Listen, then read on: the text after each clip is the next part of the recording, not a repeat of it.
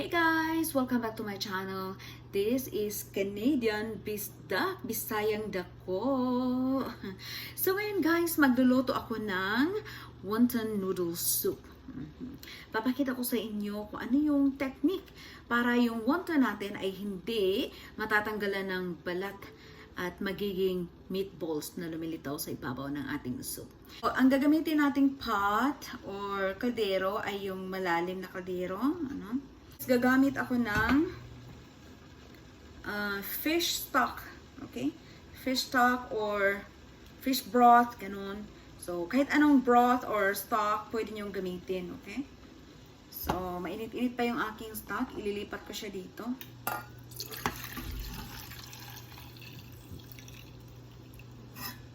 Yan. Ang hirap. Walang, tagahawak ng camera.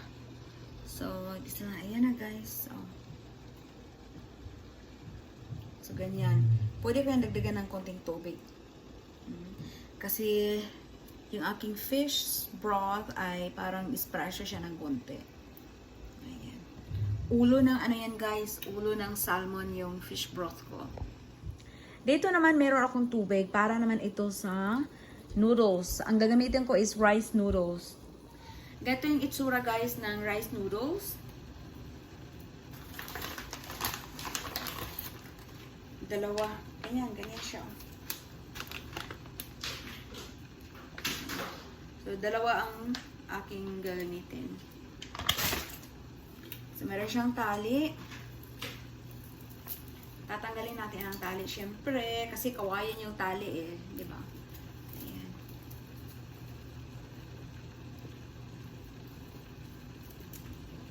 So, ilulubog lang natin. Diyan. At saka ito guys ay lulutuin lang natin ng napakabilis. Mga siguro 1 minute. Pwede na. Hinagis-hagis ko lang yung ano guys. Tawag dito. Yung tali. Kawayan na tali. So ganyan ang pagluto ko guys. Inilalagay ko na siya kaagad sa strainer para diretso sa malamig na tubig. Sandali lang itong rice noodles, guys. Pag niluto nyo yan ng matagal, nalulusaw yan. So, hindi maganda.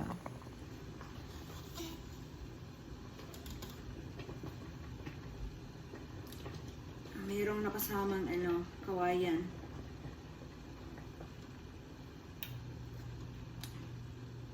Oops. So, ganun lang. Tinitesting ko siya, no? Pinipisil ko kung pwede na ba.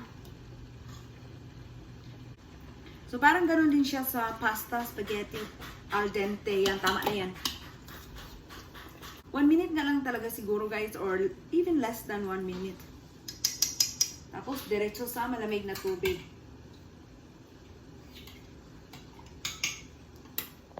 Ayan. Ibabad natin ng mga few minutes para lang mag-stop na ang cooking niya. Yan, medyo pa siya matigas-tigas. Pero yan ang gusto natin dahil pag masyadong malambot, pag nilagyan na natin ng soup mamaya, maluluto pa rin yan ulit. Kaya papangit yan kapag masyadong malambot. So, ganyan na siya. Napakabilis. So, yung ating soup naman ay nag-umpisa na siyang magsisimmer. Pakuluin lang natin iyan. Pinaglutuan ng noodles, guys. Dito ko na rin iba-blanch yung vegetables. Ito yung vegetables ko, guys. Ayan. I-drop ko lang siya dyan.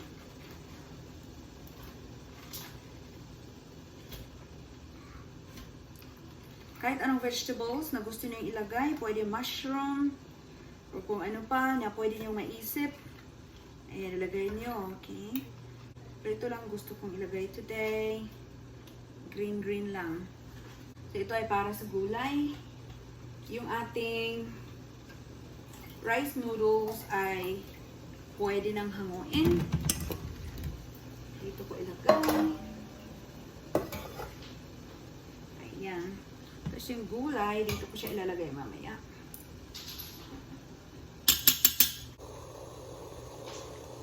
Yan, ilubog lang natin ng konti. Para pantay ang luto, no? Walang asin to guys, ha? Pero pwede nyong lagyan ng asin. Kayo na bahala dyan. Ano? Pero sa akin, ay ko manalagyan siya ng asin kasi meron pa akong ilalagay na mga special ingredients mamaya.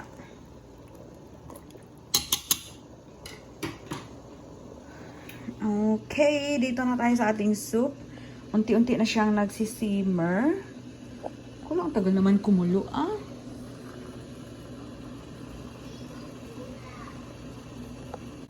Kumukulo na. Yan, pwede na to. Hanguin ko na. So, ito guys, hanguin na natin yung gulay. Ilalapag natin dyan sa may malamig na tubig. Para hindi siya malata. Yan, ikaw ay doon ka na. So, ganyan lang. Okay.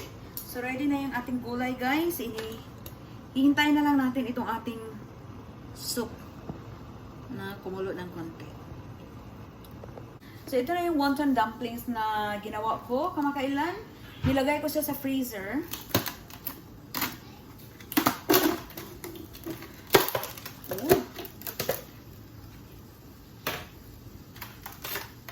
So, yan guys.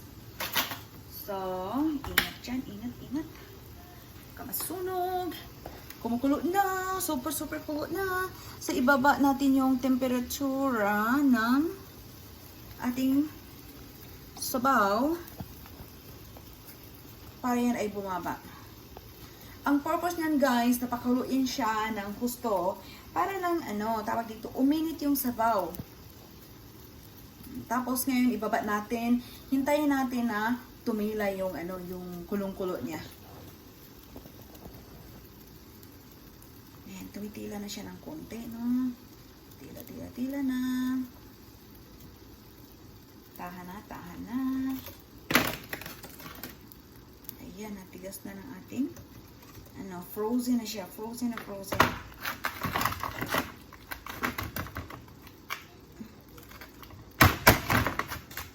Ayan.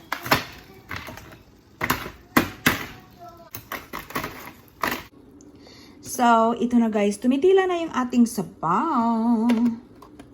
So, ngayon ang gagawin natin is paghihiwalay natin yung ating ayan, naghiwalay. Oh, naputol yung ulo. Ay, ulo. Hindi lang. Ayan. Teka muna guys ha. I-off ko muna yung camera kasi para magawa ko to ng husto. Ayan. Madali naman siyang paghiwalayin guys. Ayan o.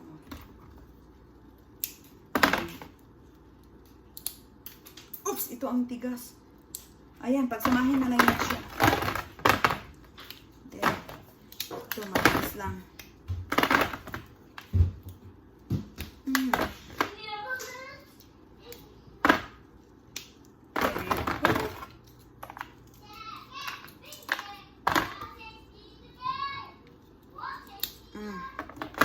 Ayan, diba? Oh. So, and guys, tapos ang gagawin natin is, gumawa tayo ng swirl.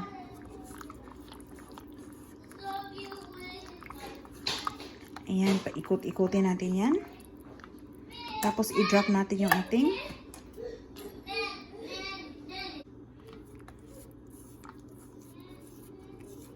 i-drop natin yan. Teka guys, kuha nga muna ako ng ano tawag dito? Sandok. So, gagamit tayo ng mas malalim na sandok para mas malaki ang swirl niya. Ayan. Ayan, kung makikita nyo, umiikot din siya. No? So, ikutin pa natin. Para hindi siya didikit at para hindi siya mabalatan. No? Ayan o, yan. Nakastay lang siya dyan. Yan ay delikado. So, ikot-ikot. Okay. Dali pa tayo. Ikot.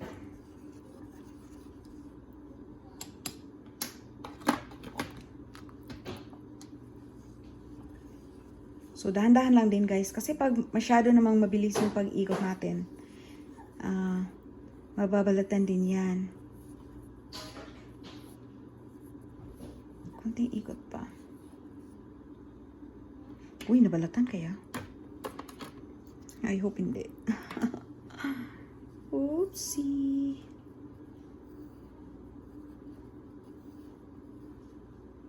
Ayan.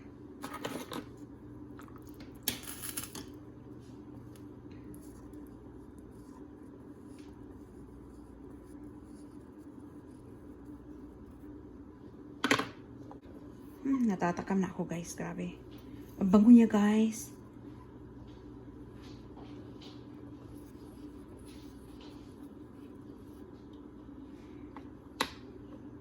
Ayan, hintayin na natin na kumulo yan. Ayan, hindi siya nabasag. Hindi nabuksan guys, ang ganda. Paikutin pa natin ng konti. Ayan, ikot.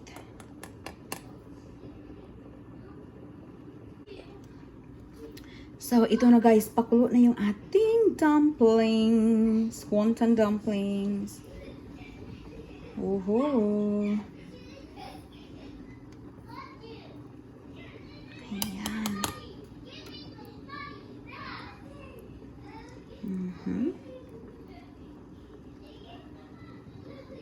Wow! Bango-bango. Okay. So, yan, kumukulo na siya, ha? Ayan, kumulo na siya, guys. Magdodrop tayo ng malamig na tubig. Yan. Basta, guys, natutunan ko lang yan sa, sa isang YouTube channel din. 1 second, okay? I'm coming. We'll read the Bible soon, okay, baby? So, yan. So, ganyan guys, natutunan ko lang yung techniques na ito sa, sa Chinese, anong tawag dito? Chinese YouTube channel. Nakalimutan ko kung ano yun. Matagal ko na kasi na yun na tawag dito. Na nakita. So, yan guys, dumulutang na siya. Ayan. So, ganyan. Guys, so yan guys, pag kumulo na yan, isang kulo lang yan. Tama na yan siya. Ganyan na aking mga anak ko. Ay, nagutom na sila. Ang hirap naman ang hirap mag-Tagalog guys. Nangangapa ako ng Tagalog kasi hindi ako Tagalog. Bisaya ako guys Kaya nga Canadianbisdak kasi Bisaya. So, ayan. Perfect na siya guys. Lumulutang na siya na buong buo. Okay. So, pwede na nating isalin sa ating mga bowl. So, ito guys, tatanggalin ko na to sa apoy. So, ganyan guys. Tingnan mo, lumutang na silang lahat. Ng buo, buong buo. Walang nabalatan kahit isa. So, ito na yung guys, rice noodles. Binalik ko siya sa tubig ulit para mahiwa-hiwalay siya. Hindi yung nagkakapitan sila. Sobrang ingay guys. Naku, grabe. Talaga. Oh. Sorry guys, ganito kahirap yung mag-filming ako pag nandito yung mga bata. So, ilalagay natin sa bowl. Ganyan lang siguro. Depende sa inyo guys kung malaki yung bowl nyo. Di damihan nyo ng noodles, no? Ayan, maliit lang kasi yung bowl na gagamitin ko ngayon. So, ganyan lang karami yung noodles ko. Tapos, lagyan ko ng vegetables. Siyempre. Ganyan. So, ito na siya. Oh my goodness. Ayan. Guys, grabe. Oh, di ba? Kita nyo? Buong buo siya, guys. Ayan. Oh. Wow, yan lang ang kasya. I want more. Ayan. Tatlo. Gawin kong tatlo.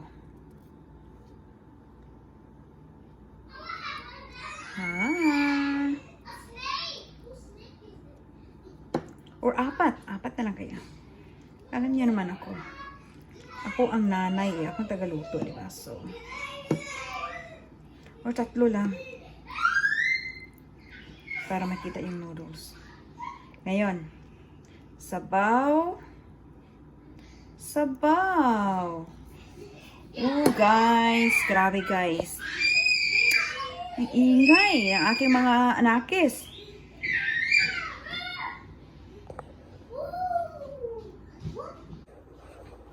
Ito yung aking pampalasa, guys, or secret ingredients na sinasabi ko. Ito ay bagoong, no, from Pangasinan. So, kung napansin nyo, hindi ko nilagyan to ng asin. Siyempre, maasin na yung broth nung ginawa ko siya, no? Pero nagdagdag tayo ng malamig na tubig. So, siyempre, mag-iiba yung lasa, no? So, dinagdagdagan ko lang siya ng kunting ganito para mas lalo siyang sumarap.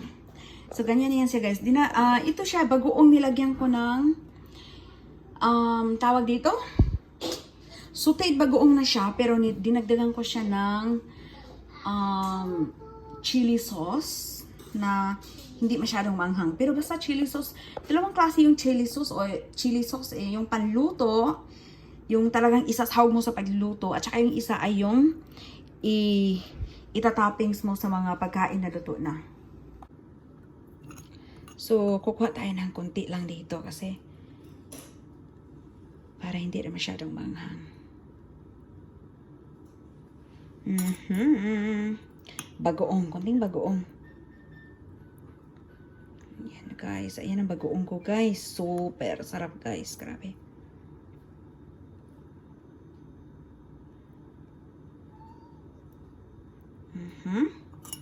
Ayan siya. Ngayon, lalagyan ko siya ng, ano pa ba yung ilalagay ko? Tapos ito guys, meron akong chopped na dahon ng sibuyas.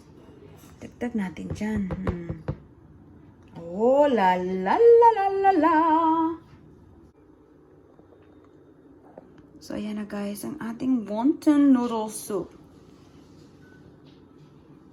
So guys, ito na, ready to eat na tayo sa ating wonton noodle soup. Ito yung oil na sinasabi ko doon sa video na isa, yung nauna kong video. Ilagay ko yung link sa baba. Okay, guys? So, ito yung oil na napakabango. Pinaglutuan noong mga aromatic spices na sinahog natin dito sa wonton. Talagang Chinese na Chinese restaurant na pagkain. So, ito yung nilalagay dito. Pampabango. Ayaw nung gumawa ng aromatic spices, guys, pwede naman kayong gumamit ng, anong tawag doon? Sesame oil. So, kainan na. So, ayan na guys. Pumupula-pula na yung ating wonton soup. Hala, ang sarap. Grabe. At ang bango pa guys. Grabe. Tingnan mo naman ang itsura niyan. Sino hindi matatakam-takam niyan? Why is it wanted? The noodles, guys, are just perfect. Ah! Tumalsik.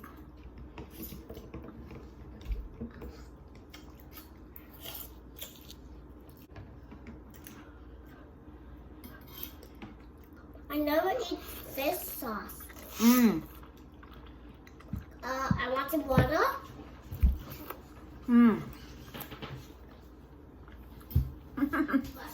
Grabe. You can get water. Nam-nam talaga guys. Nuot-nuot sa sarap. You never say. It could be water. Perfect na perfect pa. Perfect na perfect sa winter talaga. But I choose it. You never say it. But I do. You never say somewhere.